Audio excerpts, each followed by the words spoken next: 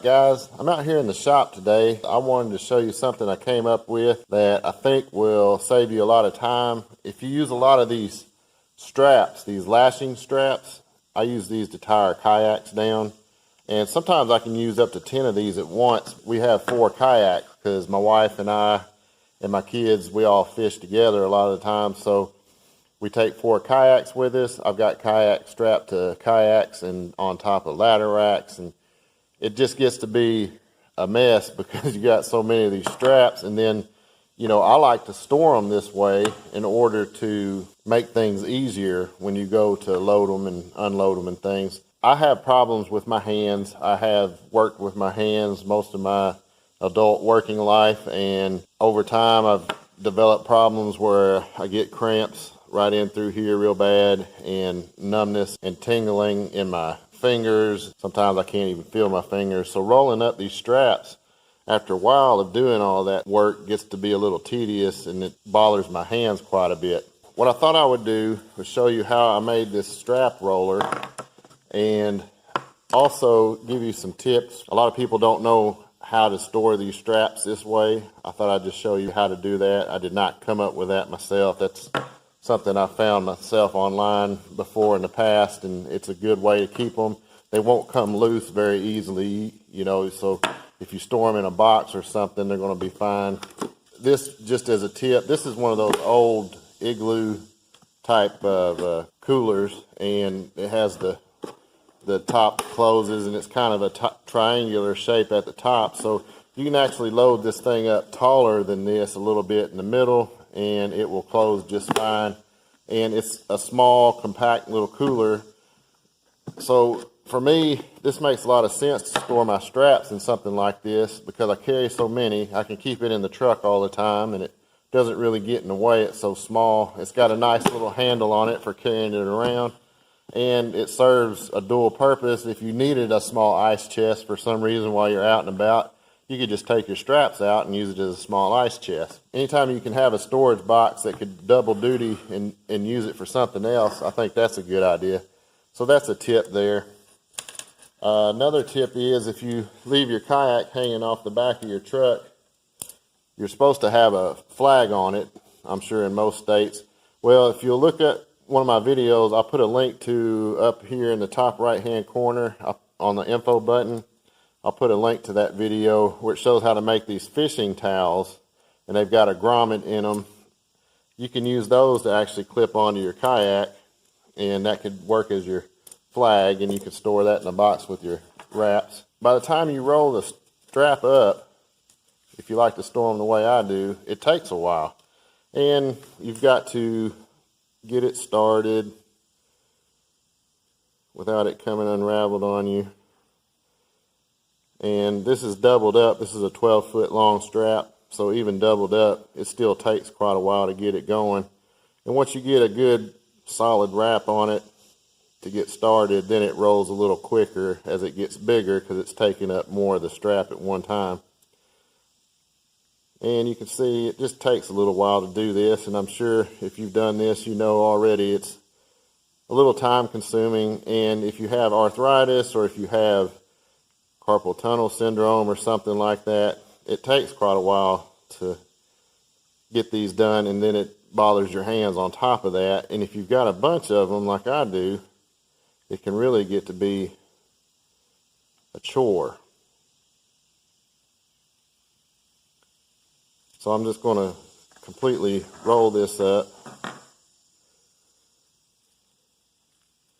and that takes quite a while. So just to do one strap, and you've got 10 of them like I do laying around, it takes even longer. So what I wanted to do was show you how quick you can do it with this little strap roller I came up with. Take the little round piece here and put your handle through the hole like that, and if you'll line up the big end of this with the slot here, it makes sliding this into the groove a lot easier to get this started. You just slide it in like that, and I hold my hand this way to keep it from riding up and down on this shaft. I just put my hand over it like that, hold this, and then I just crank this up.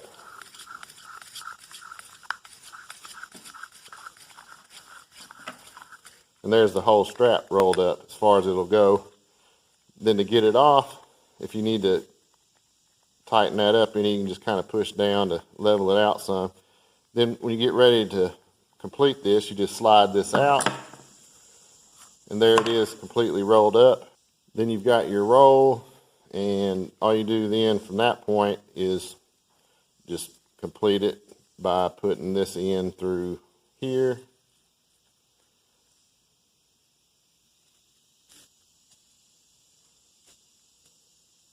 And cinching that down.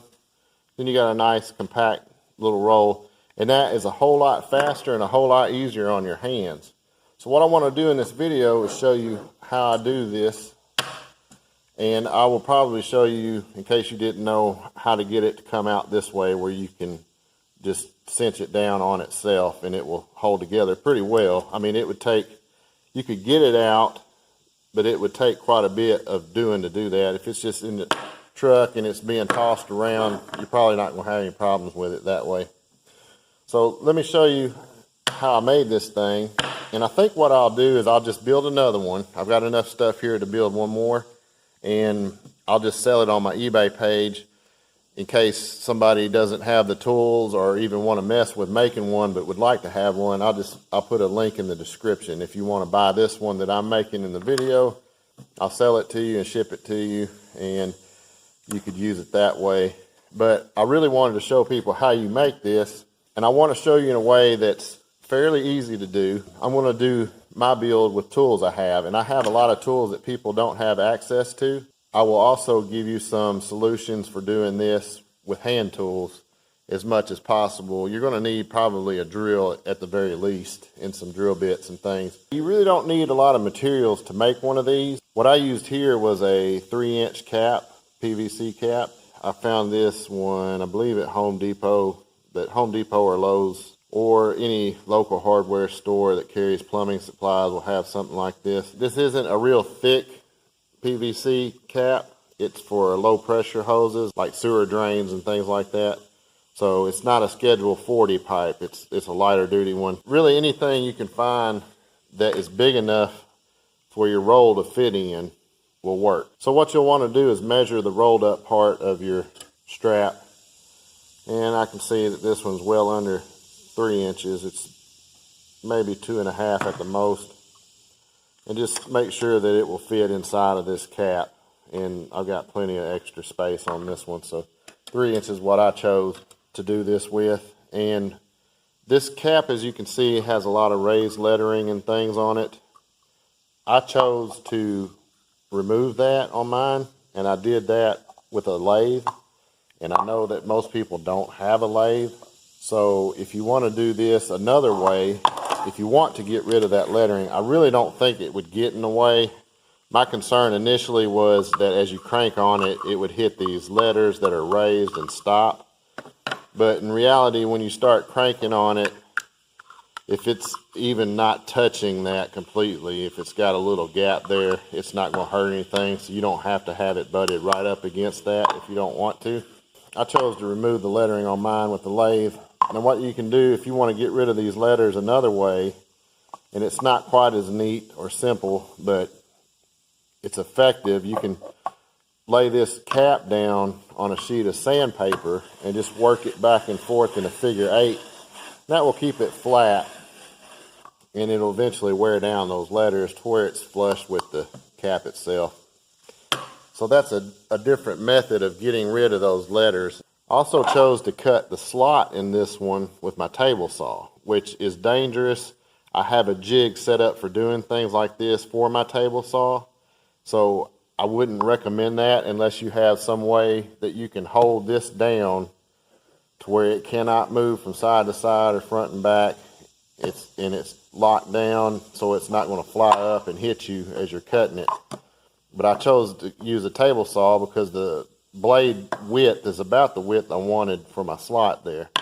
So what you'll want to make sure is you got plenty of room, whatever you use to cut your slot, for a doubled up section of this strap to be able to slide in and out of there pretty easily. I also use my lathe to drill this center hole in this cap, and I know it's pretty much dead center on there doing it that way. You can mark your center if you want to, and drill your hole that way. There's also, on this cap, there's a little indention there right at the middle, and you could use that, and that would get you close enough. It don't have to be exactly dead center of that. That's the easiest way to do it, of course, is on the lathe, but there's several other ways you can do it. You can do all the drilling on this project with a drill press, which is what I did, except for that center hole. But for the holes in this, I drilled it on a drill press. That's the easiest way to do it. You can do these holes with a hand drill too if you're careful. I'll show you what sizes I used on this project. And I also put a picture of the package that this particular cotter pin came in. But what I used for the shaft was a cotter pin because, for one thing, a cotter pin is made to slide into a tight fitting hole. So these ends are tapered and beveled enough to where I didn't worry about it scratching or tearing my strap. It was also a real easy solution just to drill a hole and mount this whole thing in this board. The only thing I had to do was, as you can see, a cotter pin comes closed up like that. I had to open this gap here a little bit. That way your strap can slide down through between the two. And that's what allows you to start this so easily as you're wrapping it. Now for the hole on this, you're going to want to do it according to your finger size. I drilled mine at a 7/8 of an inch hole using a Forstner bit, and it's no problem to get my finger in and out of there. You could also put a knob of some sort on there if you wanted to crank it like that. The way I was looking at it was, I've already got this sticking out over here that I have to store. I don't want another piece sticking out on this end to where I've got two pieces sticking out. That's going to make this thing take up a little more space than I wanted it to. With this just having this one side sticking out, it's really not a problem to find a spot where I can lay this face down in here and get it in between some of these different straps I've got and get it to lay pretty flat that way so I can lay things on top of it. I didn't want another piece sticking out on this end, if that makes sense. So I chose just to drill a hole here. That way I could crank it like this. Just stick my finger in the hole and twist it, and that rolls your strap up. So like I said, I used a 7/8 Forstner bit on this hole. And then for the hole that this will slide into your cotter pin, you're going to want to measure across here and find a drill bit that's just slightly bigger. Since this is the widest spot, you're going to need something right around 3/8 of an inch. Cotter pins can be different sizes, even in the same one if they're bent just slightly differently. So you'll want to just double check that before you drill your hole. Make sure that your pin will slide through there. I just used a screwdriver and a pair of pliers to create my gap here. I just kind of wedged a screwdriver in between and pried it out a little bit. The cotter pins are made to be bent, so they will bend fairly easily. And then you can play with it more from there to get the gap that you're looking for.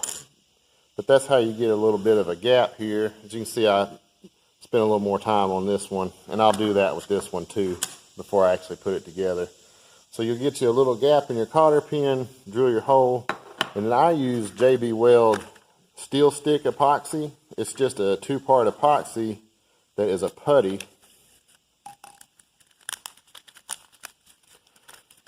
And in the center of the putty is one part of the mixture, and on the outer layer is another part of the mixture.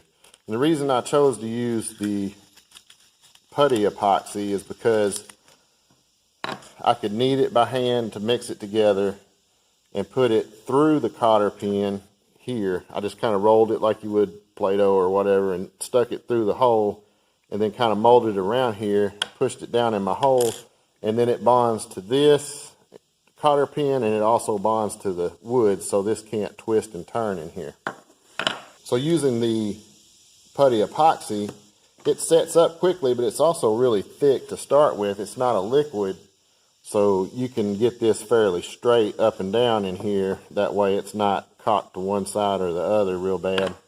And if you wanted to, you could just do something like I did and just put you a square up against it and just kind of check around to make sure it's pretty straight. It doesn't have to be perfect, but the straighter you get it, the better off you'll be. You don't have to have it dead on perfect though.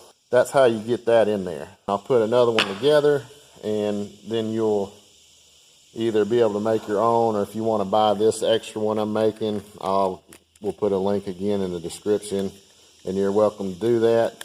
The block of wood's not super crucial on what size it is. This block I've got here is a piece of oak, and it's about 5.5 inches this way, just under 1 3/4 inches across here, and its thickness is just under 1 inch. It's about 7/8 of an inch thick.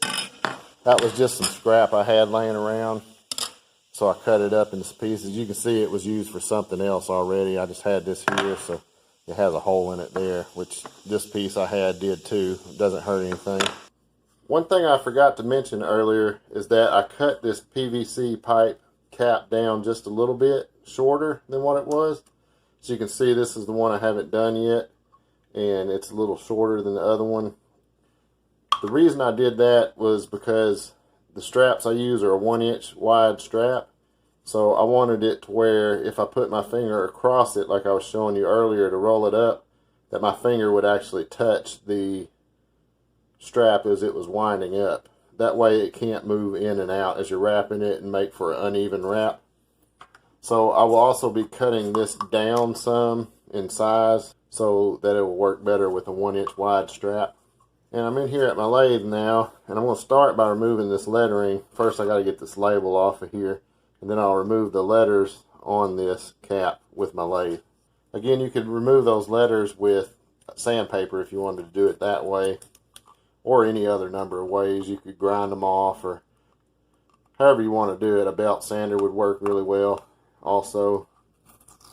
But I have the lathe, so I'm going to use the lathe. But I also wanted to give people that didn't have the lathe some other options that they might want to look at if they wanted to remove the lettering. Again, I don't think it's 100% necessary, but if you're like me, you're going to want to do it anyway. So that's some other different ways you could do that. And I'm just going to get this chucked up here in my chuck. And now I want to turn that lettering off. I'll probably just speed this up a bit and let you watch the video in a faster speed than what I'll be doing at real time. So I'm going to get started. I'll probably turn the video down a little bit because the lathe is a little loud, so I'm sure you don't want to hear all that either. So I'll turn the audio down a little bit, speed it up, and I'll show you how I remove the lettering on this.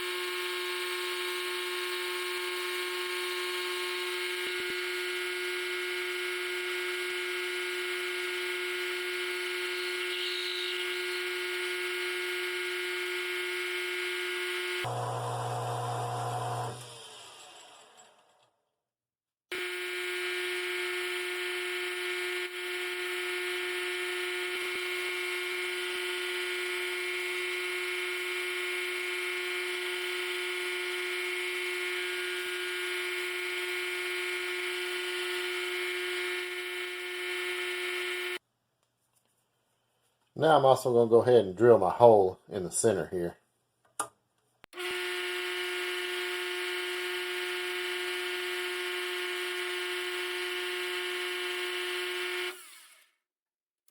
Now I'm ready to cut down the length of it. You could cut it down some with a hacksaw if you wanted to do that, or any other number of tools.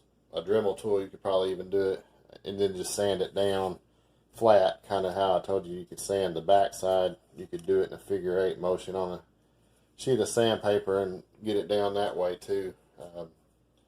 Any way you want to do it to get it a little shorter if you need to, that would work.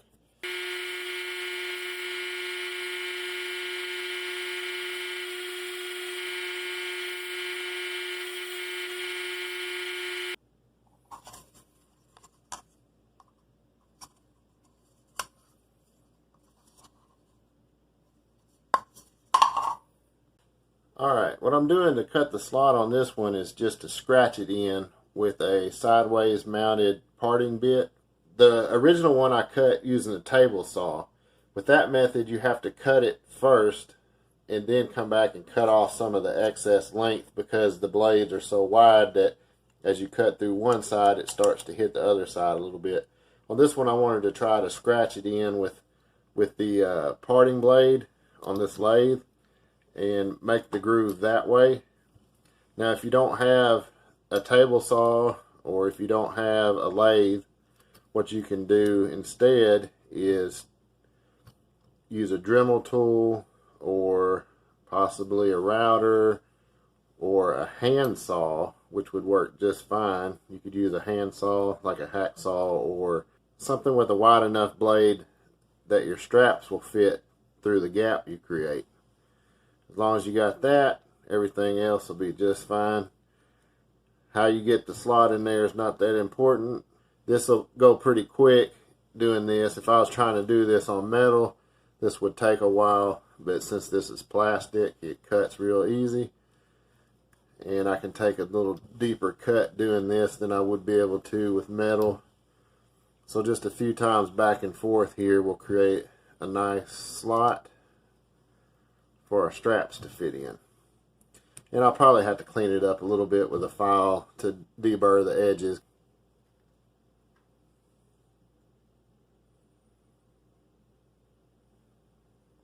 Alright, so I ended up getting that scratched in, the slot on the new one. And this is the new one, and this is the old one.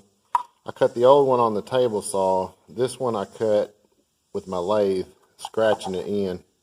And hopefully you'll see there, using the lathe made a cleaner cut. Not that it really matters for this purpose. You could cut it with a hand saw or whatever, and it's going to be just fine. That worked out really well. Made a nice clean cut.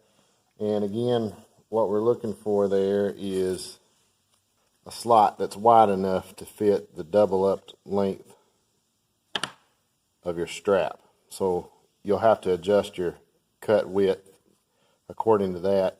You might have to make a few passes if you use a hand saw to get it wide enough. One might do for some saws.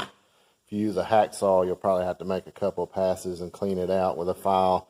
Then you can just go back with some sandpaper and sand over the edges like I did on this one to make sure it's not jagged and that everything will go through there without catching and trying to fray the straps. We're going to move on now to the wood part, and I've just gone ahead and marked these with the locations approximately where the originals were, and I center punched those. The way I've done this, the hole for the shaft is inset more than the hole for your finger, and that's just so that it sets well on this cup to where it's not this edge isn't way back here somewhere, just to keep it kind of balanced. You got plenty of room for your finger to be in there and still pass by your other hand without any problems. So on this one, for the hole for the shaft, I've got it approximately just under 1.5 inches from the edge and just center of this. And the hole for your finger hole is about 1 1/8 of an inch. And those measurements aren't all that critical. It's not all that critical that you get it exactly centered either. I just got it close enough, and it works just fine. I didn't try to get it exactly perfect, so it might be just a little wider on one side or the other. Alright, so I'm ready to drill these holes. So I'm going to go over to the drill press and punch some holes in this piece, and then we'll be ready to epoxy in our shaft. Alright, I'm at the drill press, and I've got my drill bit chucked up in here, and I'm going to drill the hole on the side that's a little further inset. And this hole is going to be for the cotter pin to go through to make my shaft. So I'm going to drill this hole with the 7/16 drill bits, what I ended up using. And you might need to adjust your drill bit size depending on your cotter pin, but the ones I've got, this will work for me. So I want to drill the 7/16 hole in this side right here, and then we'll come back and drill the larger hole for the finger hole.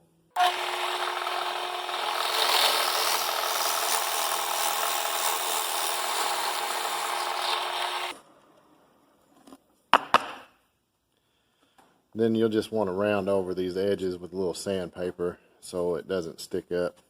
And this is a 7/8 of an inch Forstner bit for the finger hole. Again, that will vary depending on the size of your finger. The 7/8 works just fine for me.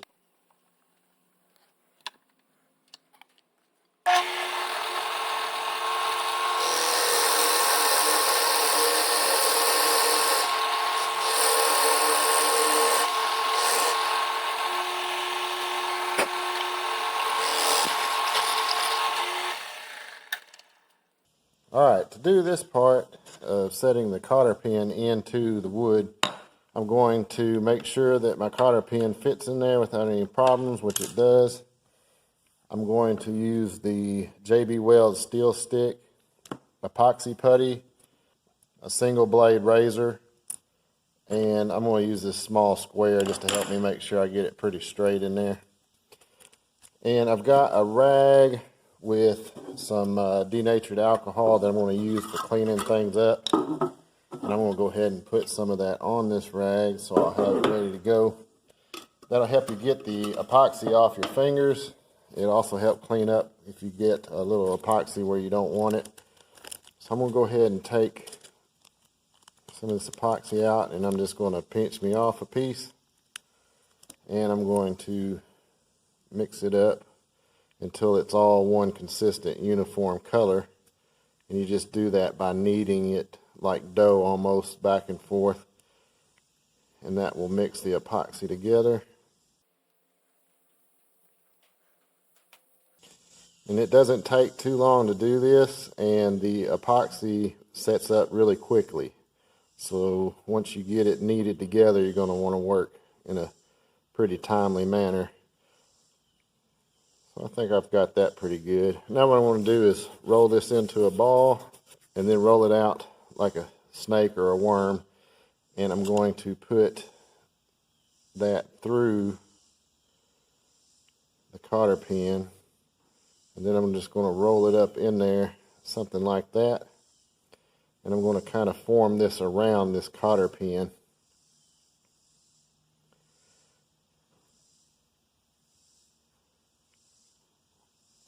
Something like that.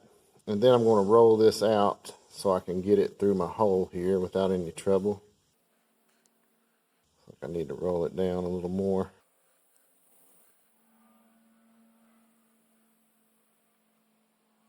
Alright, now I'm going to cram all that down into the hole.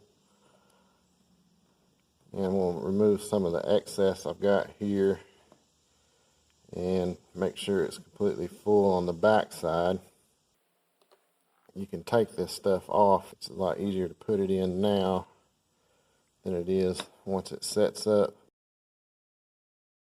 Now I want to take my razor and just trim this off. Clean up my table a little here.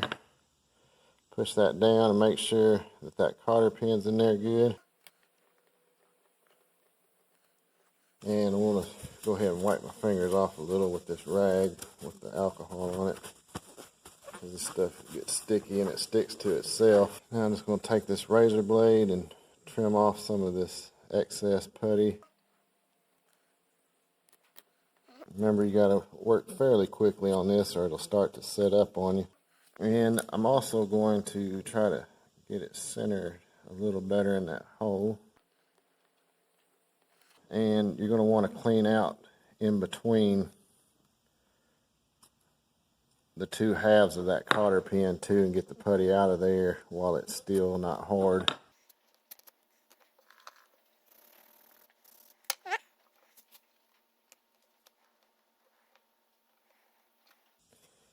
Now I'm just going to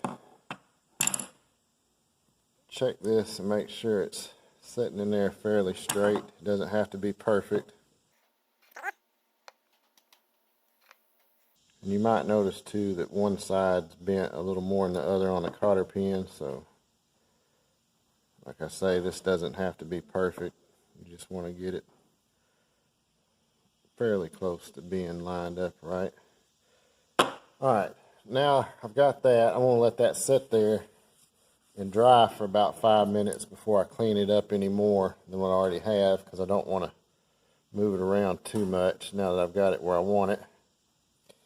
So when I come back, I'm going to finish cleaning that up, and then we'll have a unit that's ready to go. And like I said, I will sell this one on eBay in case somebody wants it. I'll put a link in the description. If nobody wants it, I'll have it extra. So I just thought maybe somebody doesn't have the tools or the time or the want to do it themselves, so I could sell them one of these if they want it, and if not, I'll hang on to it.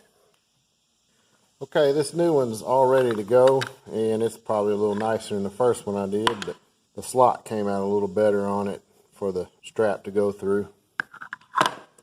I'm going to show you how to get your rolls to look like this. The way you'll do that is you will take your strap, and I usually put it to where the cam switch is on top here, and then I just flip it over like that.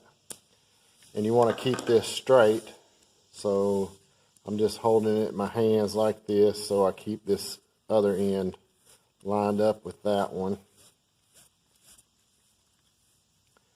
Alright, and what you'll do then is just take that in and put it through the back side of the cam buckle and leave, I don't know, maybe 6 inches, 4 inches hanging out there.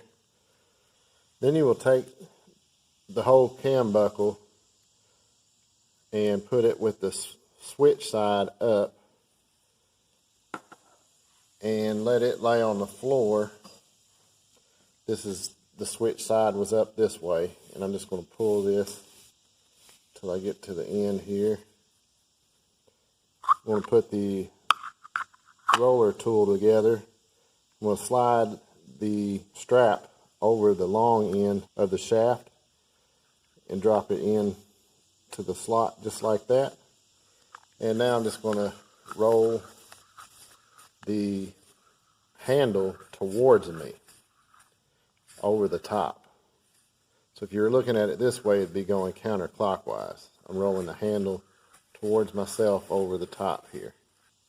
And you would just continue to roll until you get to the end. And right there, it won't pass through, so it stopped right there. If you want to push that down a little bit to even it up a little, slide your tool out. The whole thing will slide out just like that. Now what you do with this is you will lay this cam buckle over the roll here. And this is the tag end you left hanging out. So you'll wrap it around the opposite direction here. Then push your button down so you can pass that up into it. And then just pull it tight like that. It's a nice way to wrap up your rollers, and it'll help keep them in an organized manner for storage. This strap winder is made for 1-inch wide straps, so it will also work with other types of straps like these. But I roll these up on the roller, and then I just wrap a rubber band around them. And there's other ways you can do that. That's a really easy way to roll up your straps. I'm going to sell this one that I just built on eBay. I'll put a link in the description. If you want that one, you can buy it. But I think this video will give you enough information that you could build one on your own or figure out some way to do one similar to this. You could use nails instead of a cotter pin and cut the heads off the nails. You just want to make sure if you do that, you go back in and grind those down to where they won't snag on your straps, because you don't want anything to scratch your straps up and cause premature failure of your straps. I hope you like this video, and if you do like this sort of thing, I have a fishing YouTube channel. I do a lot of fishing related DIY stuff. I do some other stuff occasionally. To me, this is fishing related because it involves your kayaks. I kayak fish a lot. So if you kayak fish and you use these lashing straps a lot for hold downs for your kayaks, then this might be something you'd be interested in too. But I can roll these up really quickly. I can roll as many as 10 of them up if I need to and do it in a quick manner. And it really saves a lot of wear and tear on my hands and fingers, and a lot of frustration of rolling it by hand too. It's real easy to roll it up this way. I think I've given you enough information where you can build your own if you want to. If you want to buy this one, I'll sell it to you. If it goes fast, I might make some more to sell. I might change a few things on it to make it a little quicker to put together. This one doesn't take too long, but if you're producing anything, you want to speed that process up as much as possible. So if there is some interest, I might look into that. Otherwise, I've got this one for sale. And if it doesn't sell, I will hang on to it and use it as a backup, or maybe I could get my kids to both roll up straps while I'm doing something else. Is there any chance of that happening? I don't know. But I hope you enjoy the video. I hope this will help you put together one yourself if you want to. And if you want to buy this one, it's available. For now, that's all I got, guys. Talk to y'all later.